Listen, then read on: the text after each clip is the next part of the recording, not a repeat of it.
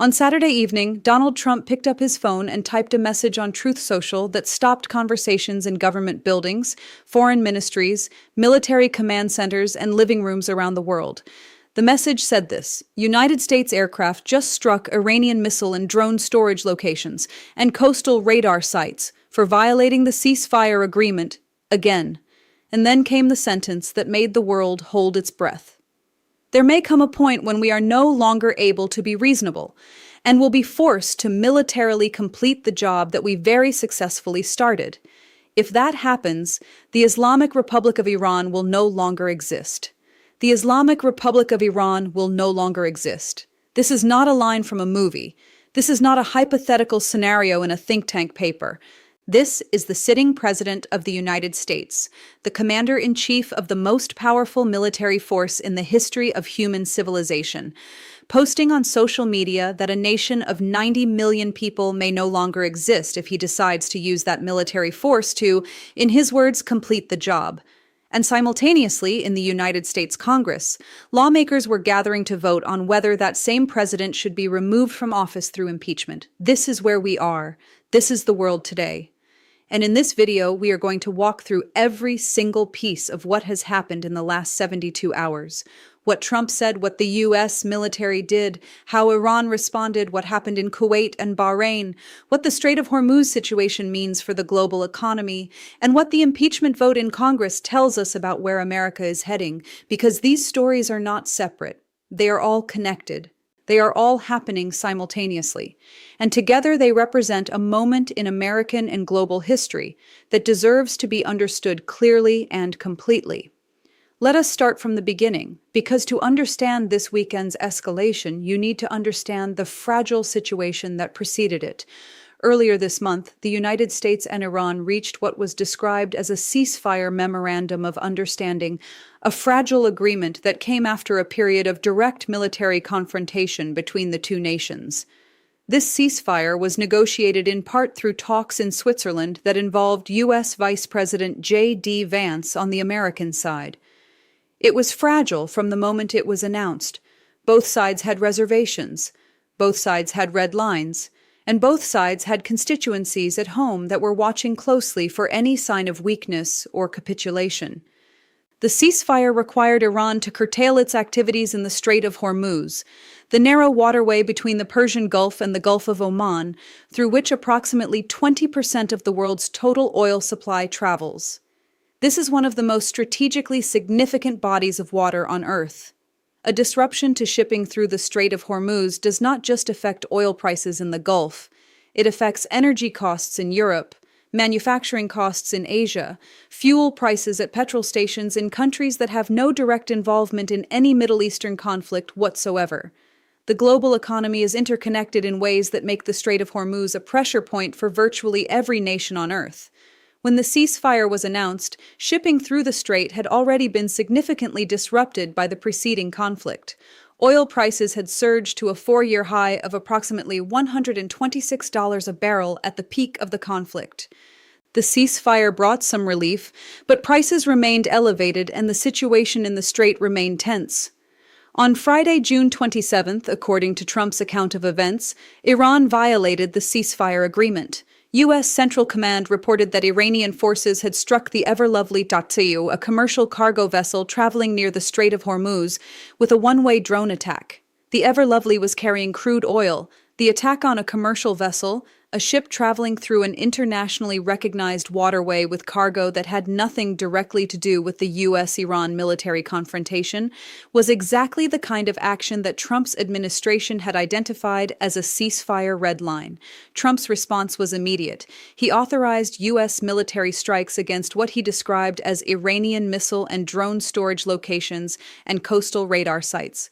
The strikes were intended to demonstrate that Iran's violation of the ceasefire would be met with a direct military response, a demonstration of the principle that J.D. Vance had articulated when he wrote on social media that violence will be met with violence. U.S. Central Command confirmed the strikes on social media. Trump confirmed them on Truth Social, and then he added the sentence about Iran no longer existing. Now let us talk about Iran's response, because Tehran did not absorb the U.S. strikes without retaliation. Iran's Islamic Revolutionary Guard Corps announced that they had struck American military sites in Kuwait and Bahrain in response to the U.S. strikes on Iranian territory. Kuwait's foreign ministry confirmed the attacks, describing them as a flagrant violation of Kuwait's sovereignty and condemning what it called repeated heinous Iranian attacks. Bahrain confirmed that Iran had targeted its territory with a number of ballistic missiles and drones, describing the action as a dangerous escalation.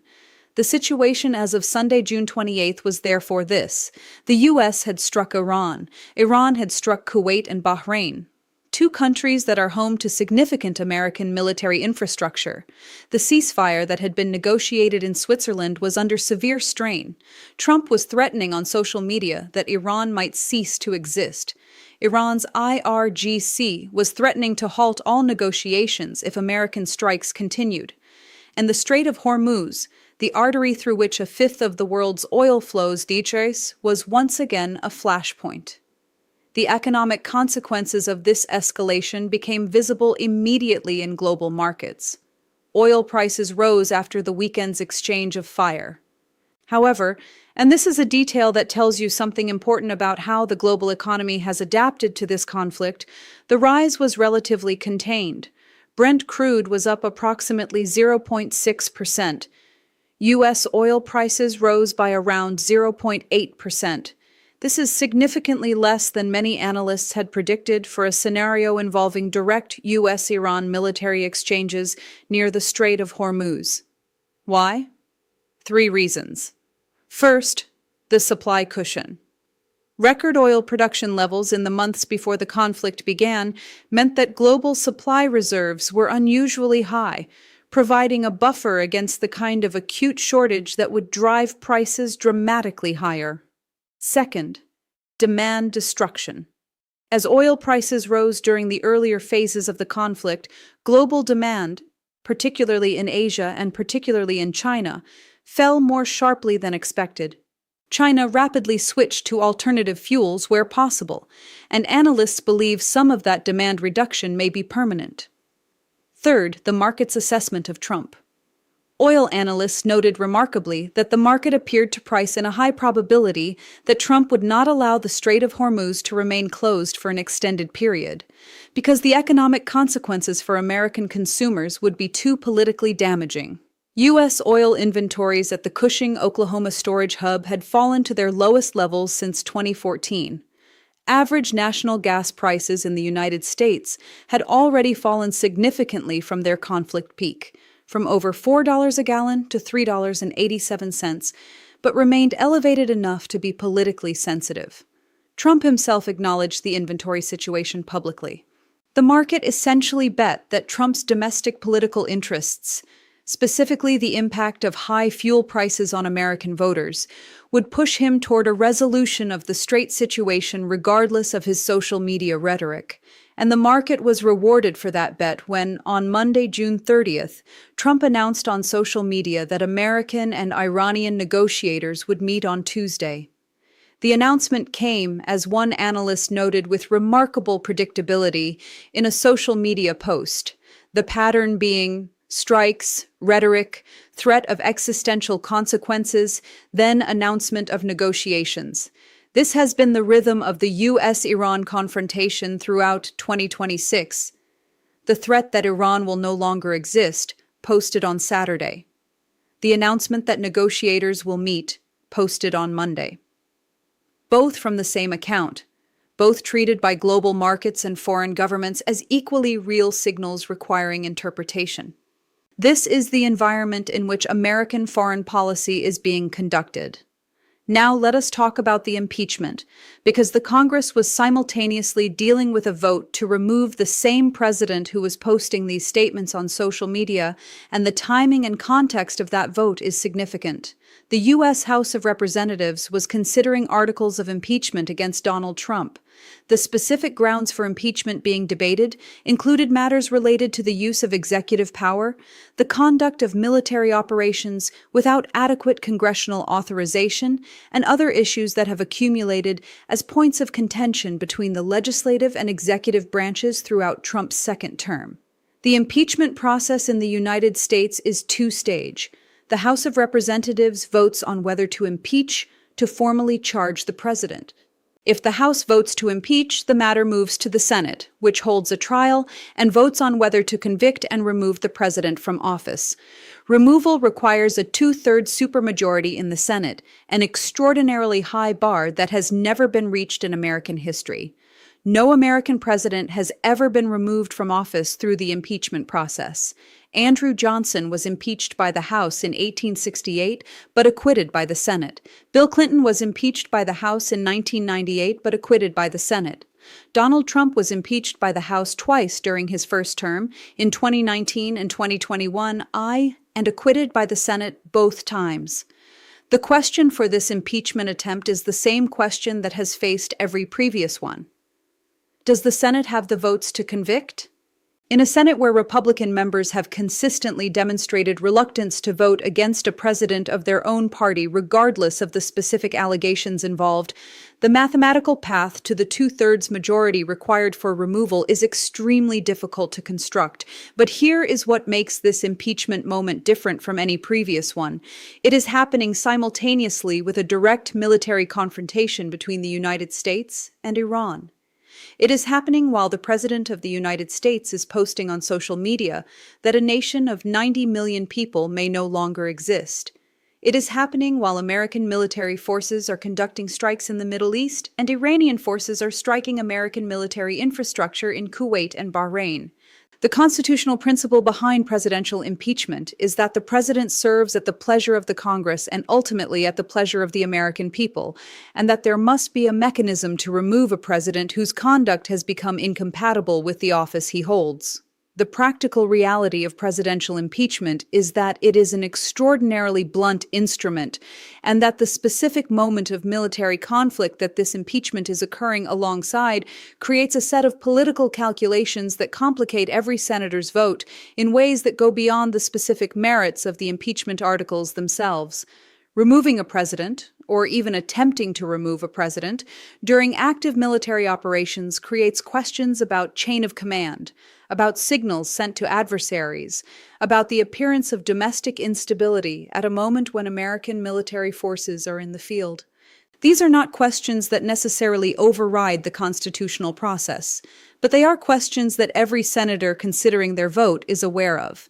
And they are questions that Trump's political supporters will use to frame any vote in favor of conviction, regardless of the specific allegations involved, as putting political considerations above national security at a critical moment. This is the political terrain on which this impeachment is being fought. And it is terrain that, given the history of previous impeachment attempts and the consistent pattern of Senate Republicans declining to vote to convict a president of their own party, makes the mathematical reality of removal through this process as difficult as it has ever been, even as the moral and constitutional arguments for accountability remain fully intact for those who believe they apply. Now let us zoom out and look at the full picture, because what has happened this weekend, taken in its entirety, tells us something about the world in 2026 that deserves to be said directly. A president posts on social media that a nation of 90 million people may no longer exist. That same president's military forces are exchanging strikes with that nation. The nation responds by striking 2 additional countries that are American allies and host American military bases. Global oil markets respond, but with restraint, because the market has learned to interpret the difference between Trump's rhetoric and Trump's actual incentives. Congress attempts to remove that president through impeachment, a process that, if historical precedent holds, will not succeed, but that represents the legislative branch's assertion that the executive's conduct has exceeded acceptable limits. And through all of this, the world watches, governments calibrate their responses. Allies try to assess whether the ceasefire will hold, whether negotiations will produce a sustainable agreement, whether the Strait of Hormuz will remain open, whether the president who is simultaneously threatening Iran's existence and announcing negotiation meetings in social media posts represents a coherent and predictable foreign policy or something that requires a fundamentally different framework for interpretation. The U.S. ambassador to the United Nations, Mike Waltz, appeared on Fox News Sunday and was asked directly whether the U.S. would continue military action if Iran threatened shipping in the Strait of Hormuz. His answer was unambiguous. He said that if the Iranian regime thinks for a second that President Trump is going to sit by and watch Iran continue to attack international shipping, they are sadly mistaken. And then he confirmed that technical talks between the U.S. and Iran continue and that Trump will always give diplomacy a chance. Always give diplomacy a chance. These statements are not contradictory in Trump's framework. The threat of military action and the pursuit of negotiations are not opposites. They are tools deployed simultaneously, each intended to create pressure that makes the other more productive. The post that says Iran will no longer exist and the post that announces negotiators will meet on Tuesday are both real. Both are meant. Both are part of the same strategy. Understanding that is essential to understanding what this moment actually means and where it is likely to go next. The Iranian president, Masoud Pezeshkian, announced in the same period that half of Iran's frozen assets held in Qatar, $6 billion of a total $12 billion, would be returned to Iran. This is a signal that Iran sees the negotiating track as real and potentially productive, even as the IRGC is conducting retaliatory strikes against U.S. military infrastructure in Kuwait and Bahrain. Both things are happening simultaneously on the Iranian side as well: the strikes and the negotiations, the threats and the diplomacy. This is the nature of the confrontation that the world is watching, and that American voters are being asked to assess as they watch their Congress simultaneously hold an impeachment vote against the president at the center of all of it. Where does it go from here? The technical talks announced for Tuesday will either produce a reinforced ceasefire that holds, or they will produce another fragile agreement that buys time before the next escalation. The Strait of Hormuz will either remain sufficiently open for global oil trade to continue at levels that do not trigger the economic crisis that its full closure would cause, or it will become the site of a further escalation that the world's energy markets are not fully prepared for. The impeachment vote will either produce the result that historical precedent strongly suggests, a House vote that does not lead to Senate conviction, or it will produce an outcome that American history has never seen before. And through all of it, the world will continue to receive its news in the form of truth social posts that alternately threaten the existence of nations and announce the scheduling of diplomatic meetings. This is the moment we are in. Extraordinary, unprecedented in some of its specific combinations, and unfolding in real time. We will be here for every development. Subscribe, hit the bell, share this with everyone who needs to understand what is actually happening right now, and we will see you in the next one.